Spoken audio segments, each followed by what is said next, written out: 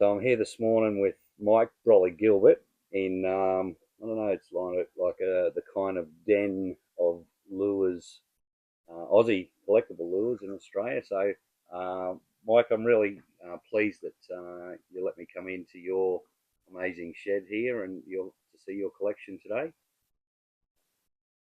I guess a bit of a labour of love for you for a long, long time. So I appreciate you. Let me shoot some video and welcome you to the Legends of Lures. Oh, thanks, Gary. The lure collecting is sort of has become a labour of love, and certainly put a dent in the wallet over the years. There's no doubt about that. But yeah, it's been a wonderful hobby and still is. But probably one of the things that stands out most to me is I've made a lot of wonderful mates with this hobby of lure collecting. I've met people from all over the country, and some have just become wonderful mates, good fishing mates, and good common interest in collecting lures. That's definitely a common denominator is lures when it comes to fishing. Nowadays, obviously a big push with plastics, but I'm a little old school, and while I certainly enjoy to fish with plastics, my love is very much timber Australian made lures, and certainly molded lures as well. I collect a little bit of everything, but I found out a long time ago I can't collect everything. I tried to collect everything, and I think back to when I first got into collecting lures, would have been mid to late 80s. I never even owned a lure other than metal slices I used for throwing at tailor, off the beach and off the rocks. And my work colleague at the time, Neil Schultz, he was the only guy I knew that really fished with lures back then in the mid 80s, and he gave me a lure, and we went cod fishing, and I thought, well, gee, I caught my first cod, and I thought, well, I got to get some more of these. But I think, and whether that was because we had to travel through Tenterfields, I think that was where I first thought, well, hang on, these are the lures I want to collect from the Tenterfield region, and good cod catching lures, So I was literally hooked, and once again, every trip we did, I'd go through Tenterfield, and then I started gathering Peter Newell lures, which is still the brand I favour to collect. There's probably have quite an extensive collection of Peter Newell lures, and as always happens, you have a bit of success on a lure, so you buy an extra one or two, and you always buy more than what you need. And so in the early stages, I considered it as gathering lures rather than collecting lures, but it soon became obvious that I couldn't use all the lures that I kept buying. But that was where I got started, I think, in going through Tenterfield and buying Tenterfield lures. And oddly enough, RMG lures featured prominently in my early collecting. But once again, you get to the stage where you just can't collect everything. So for whatever reason, I had a bit of success on Peter Newell lures in the 80s, and more towards the late 80s, I started gathering a lot of Newells. Certainly into the 90s, and I guess I haven't really stopped. Obviously, I still collect Newell lures, not a lot of other stuff. In more recent times, I have an interest in Paul Neller's lures, just for another brand out there. And I've collected literally hundreds and hundreds of custom crafted lures. And I think most people start collecting what they have success on, I think, in their early fishing. And for me, I had a lot of success on the OGs and the custom crafted in more the local impoundments.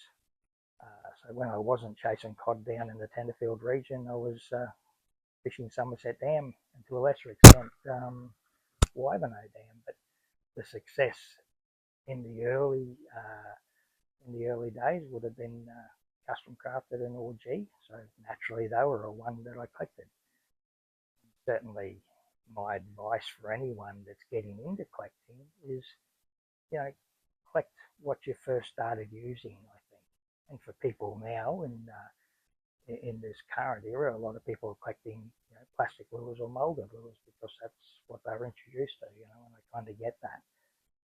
But I think if I had one gripe about the lure collecting uh, industry or fraternity, I'd like to see more people focus on the history of Australian lures. That should lead them back to the earlier made timber Australian lures. I think not enough people nowadays are focused on that, and certainly it's an era thing. People my age, well and truly on the wrong side of 60, um, we fished with timber Australian made lures because that's what was available to us and that's what worked. But again, the later collectors and the younger collectors, who want to collect, molded stump jumpers, just as an example. Nothing wrong with that, but I would like to see more people pursue the interest and the history of Australian made lures, and hoping that would lead them back to collecting some of the earlier made timber stuff. But yeah, look, everyone collects for different reasons, and certainly for me, obviously it was, if I gathered, certainly well in excess of what I needed.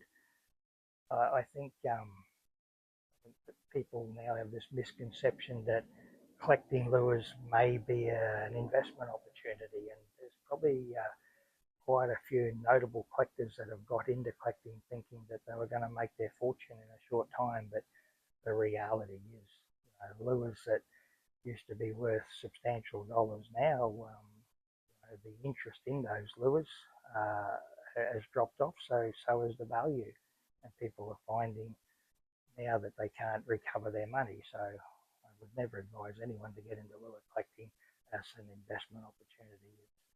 The reality is a lot of things that people collect, it's when they're most popular, they're most valuable because of that supply and demand scenario. And have you got any tips for someone that wants to get into collecting lures? Like they appreciate it, what they are.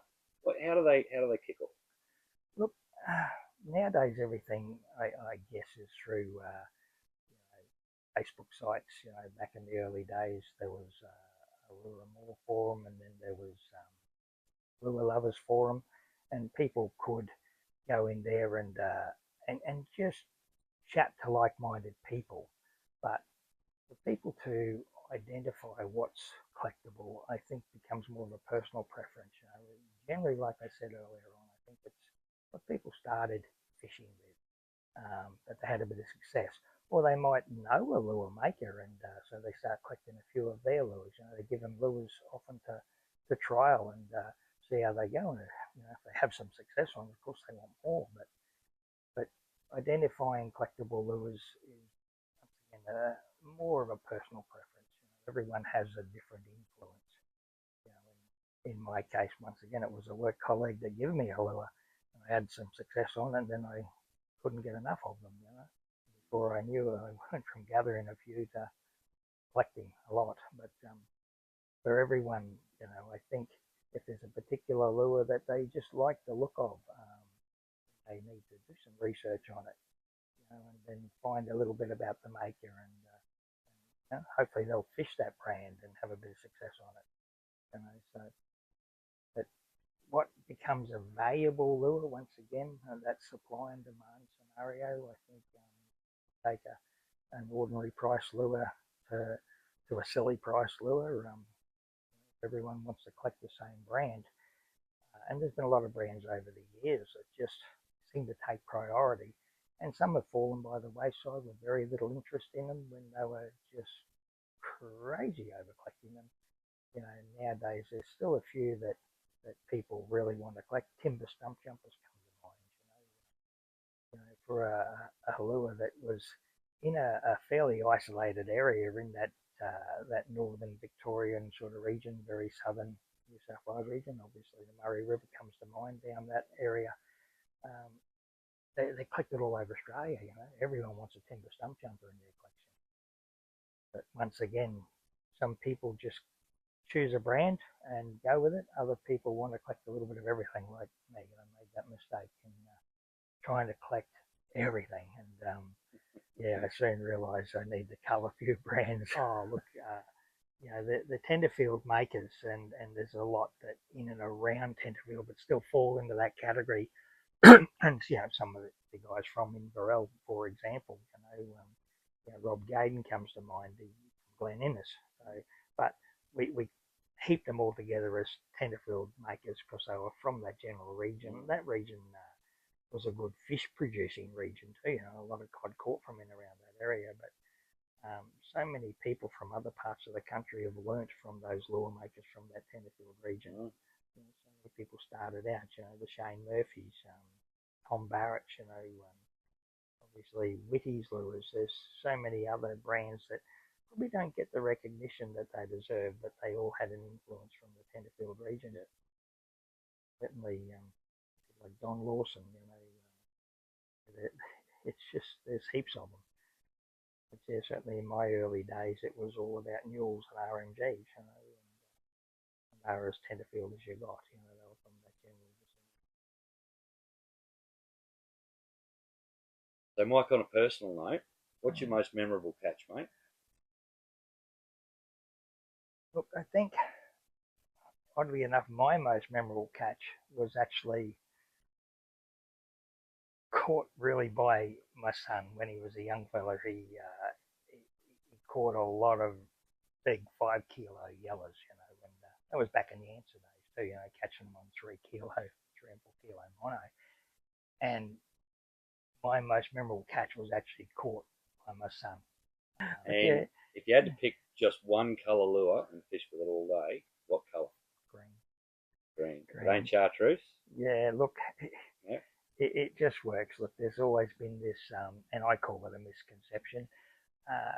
Bright day, bright lure, dull day, dull lure. But if I could just have one colour, it'd have some green on it. And I've had a lot of success on yellow and black, and there was a period of time where purple certainly worked better than anything. But if I could only have one colour, I haven't it been would over for a little while, predominantly a but green lure. always love coming to your shed.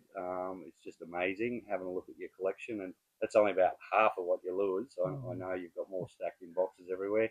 But mate, appreciate you letting me into your inner sanctum, and I'd like to welcome you to thank you for playing a part in the Australian Legends of Lures. Mate, anytime. The room's probably changed a little bit over the years, shifted stuff around, and maybe hate admitting it, maybe I've sold some stuff off to make room for other stuff, but yeah, sadly enough, the room is nowhere near the size I'd love. Yeah, I'd have this many lures again stashed in boxes that I would love to get on display at some point, but yeah, can't allocate another bay of the shed because I've got too much other shit, too much other stuff in the shed.